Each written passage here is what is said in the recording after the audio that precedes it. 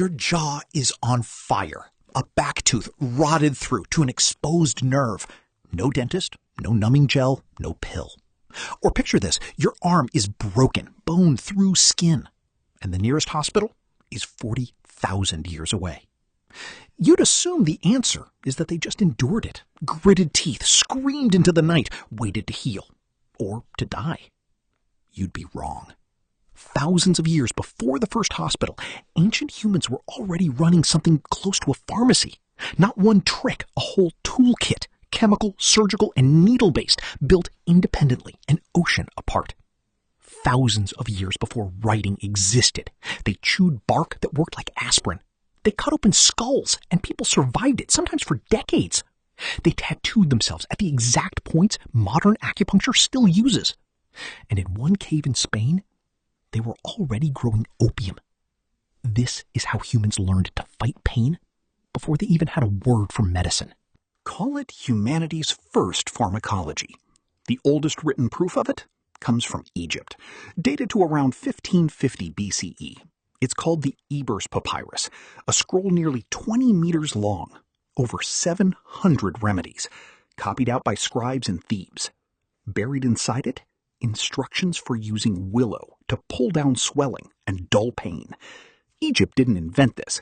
They were just the first to write it down. Go back further, past writing, past cities, to bark scraped off with stone tools. Willow bark contains a compound called salicin. Chew it, and the body converts it into salicylic acid, the same molecule sitting at the core of the pill in your medicine cabinet right now. This wasn't one culture's discovery. Native American healers used willow bark for pain long before European contact. Traditional Chinese medicine used it too, independently, with no contact between any of these groups. The same plant, the same relief, invented from scratch, over and over on different continents. People used it for thousands of years without knowing why it worked.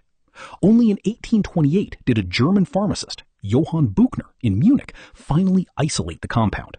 It took another 69 years before a chemist at Bayer, Felix Hoffmann, stabilized it into aspirin. In 1897, the compound in your headache pill is not a 19th century invention. Bayer just filed the paperwork. It's a habit older than the wheel. But here's the part that sounds impossible. Some ancient humans didn't just treat pain from the outside, they opened the skull. Trepanation, cutting a hole directly into living bone, with nothing but flint. No anesthesia, no antibiotics. You'd expect that to be a death sentence. Almost always, it wasn't. At Ensisheim, in Alsace, France, archaeologists found a skull, 7,000 years old, the earliest unambiguous trepanation on record. And on Neolithic skulls across French sites, the edges of the hole show something remarkable. New bone, smooth, rounded, regrown. That's not damage, that's healing. Across those sites, 70 to 80% of trepaned skulls show this. Proof the patient didn't just survive the operation, they lived on, sometimes for years. Whatever the surgery was for, pain, pressure, seizures, it worked often enough that people kept doing it. For thousands of years, on every inhabited continent, European trepanation is dramatic. Peru is where it becomes routine. In the Andes, archaeologists have recovered more than 800 trepan skulls, spanning almost 2,000 years. Bioarchaeologist John Verano at Tulane University tracked survival rates across that entire span. In the earliest period, around 400 to 200 BCE, long-term survival sat near 40%. Surgeons kept refining the technique. Smaller holes, better tools, safer spots on the skull. By 1000 to 1400 CE, survival had climbed to 91%. During the Inca Empire, it held between 75 and 83%. Compare that to the American Civil War, 400 years later. Cranial surgery mortality ran as high as 56%. Steel scalpels, and still worse odds than Stone Age tools in the Andes. Verano didn't find one lucky surgeon. He found a medical tradition, learning in real time across 1,000 years. But the strangest evidence isn't in a text or a skull. It's on skin. In 1991, hikers found a body melting out of a glacier in the Alps. Ötzi, roughly 5,300 years old, the best preserved prehistoric human ever recovered. His skin carried 61 tattoos. Not pictures, just simple lines and dots clustered around his joints.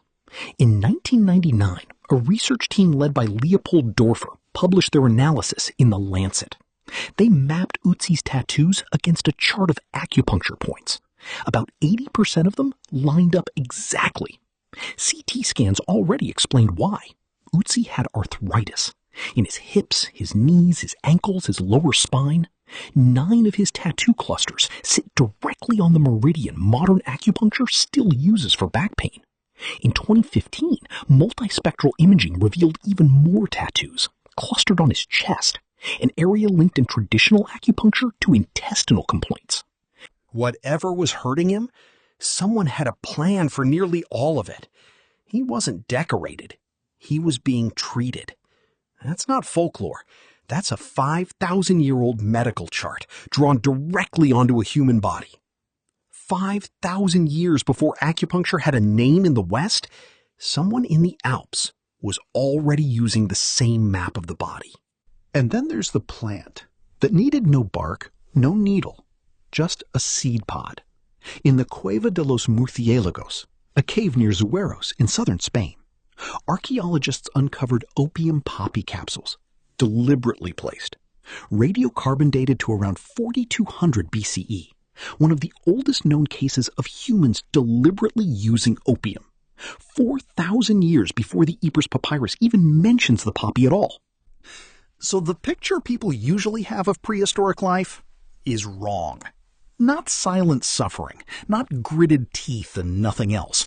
A working, evolving pharmacy, bark, blades, needles, and seeds, refined generation after generation, the same way Andean surgeons refined a scalpel, long before anyone called any of it medicine. Today, close to 40,000 tons of aspirin are consumed worldwide every year, a molecule first chewed off a branch. Acupuncture is now practiced by tens of millions of people, using a body map ancient humans may have already carried in ink. In 1965, neuroscientists Ronald Melzack and Patrick Wall proposed the gate control theory of pain, proof that stimulating the skin, a needle, a pressure point, can genuinely dull the signals reaching the brain. Ancient hands found that mechanism, thousands of years before anyone had a name for the nerve pathway. And opioids, for all the damage their modern versions have caused, trace their chemistry straight back to that one cave in Spain. The tools changed, the impulse never did. Watch what works. So think about that broken arm again, that rotting tooth. The pain was real, it was constant, and for most of human history, it was probably the background noise of an entire life. But you were never as alone in it as you imagined. Somewhere behind you, across 60 centuries, someone was already chewing bark for you, already mapping your joints in ink, already cutting into a skull, refining the technique year after year, just to raise the odds that you'd walk away from it. None of it was primitive. It was the beginning of everything modern medicine still does. Watch what works, keep what survives, pass it on. You are not the first person reaching for something to end the pain. You're not even the first to get better at it on purpose. You're just the latest name in a line that started before anyone wrote a single word down.